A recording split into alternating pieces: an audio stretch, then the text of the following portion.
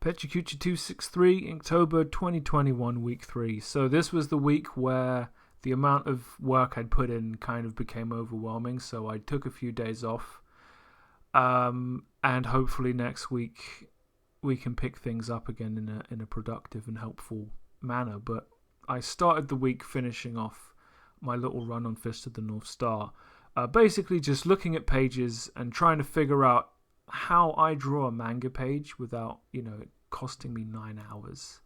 But I think what I was finding is while I could get a decent likeness for these pages, this is Toki versus Rao,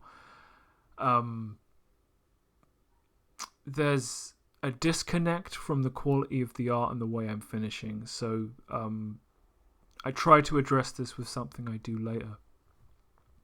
Because ultimately what I'm hoping to get out of this Inktober specifically is to just be more comfortable making manga.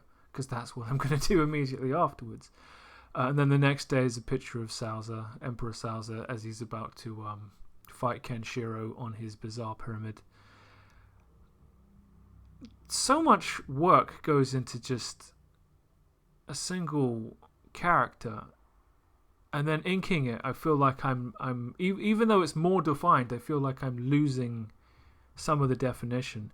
Is this something I can do on a daily basis and improve upon it? I don't know. But what I've definitely noticed watching Tetsuo Ohara do Fist of the North Stars, he got better over time. So practice surely does make perfect. So then I had this idea of, let's take this picture of Rao and let's draw it 3 times and let's change the way we draw it to see if I can balance the delicateness of using certain brushes against a more spontaneous approach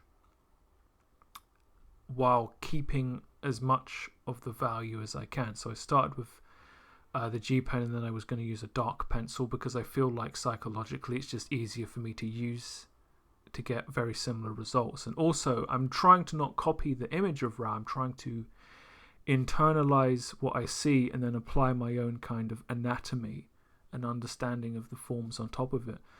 As always, I'm focusing on one thing but actually doing 3 and probably muddying the water.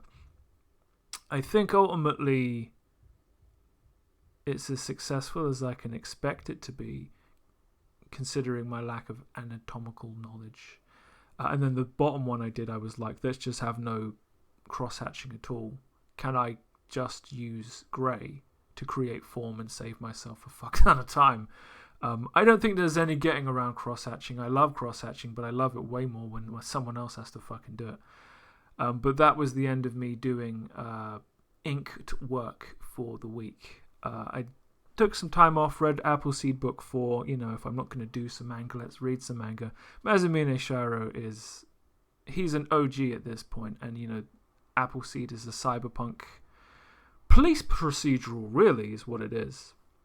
And the book's so helpful at the start to actually give you a little bit of a rundown of who the major characters are. It's still pretty superfluous. It's better to go read the other books and really know who they are. But it's a pretty straightforward way of ensuring that people coming to the party late can maybe follow, and then maybe they go back and read the old books. And it's really about a bunch of SWAT guys and what they get up to, which is why I referred to it as a police procedural. And in this book, the team has to effectively prevent a terrorist incident while trying to figure out what's going to happen, why, etc., etc. And it's very obvious from the way it's written that Masumune Shiro is well read. You can always tell when an author is well read because the characters in the book are also well read.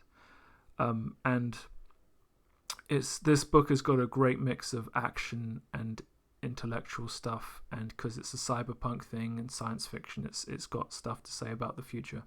It's a dense read. There's a lot going on. I couldn't recommend it enough. I also saw a mini documentary on Team Silent, in quote marks, the people who made the original Silent Hill games, of which I'm a big fan. Effectively, the documentary says there isn't a Team Silent. It was a rolling bunch of staff So people wanting these guys to come back together to make the new games are being silly. I also was watching some indie horror games because it's always nice to see what's going on that I don't have to pay money for. Poppy Playtime is a very short game with excellent art direction, which manages like Five Nights at Freddy's to match this idea of a kitsch art style that could be child friendly but is really super good for horror. And I also saw like this PlayStation 1 graphics style horror game where it's like someone is playing like Pokemon Go in the real world and then it just turns into Silent Hill. I like it as a concept. I love seeing that there are people doing this stuff. Kill the Dragon is literally a choose your own adventure game, which I presume someone put on Steam. And it's very violent and very funny, and if I can make money doing this, I should probably look into it. I'm sure it's not as easy as I'd like it to be. So I ended the week trying to ease my way back into doing some art by doing my bison, my Tuesday on a Friday. Because I didn't do last Tuesday, I'm like, let's draw 2 bisons, and let's have one obviously be the real one and one be, wait for it. Yeah. So if you ever played Street Fighter, the older ones, the second player colors for bison are green and gold instead of red and silver. That's my joke for the week. It's not a joke, but whatever. I must say I felt very awkward sitting in my Cintiq drawing this. It's clear that I drew it, and it doesn't feel like it was any great deal of work on my part. But I definitely did need to ease myself back in. I've got a plan for next week. I'm going to, funnily enough, be doing Street Fighter characters. No more Fist of the North Star for the time being. And we'll just see how that goes. There's going to be a lot of, I think, throwing my toys out of the pram as I, keep trying to push myself to do stuff I don't typically do. And then I just, got to pick the toys up and get back to it. So that is the end of Pecha Kucha 263, and I'll see you next week, and we can see if we're in a better place then.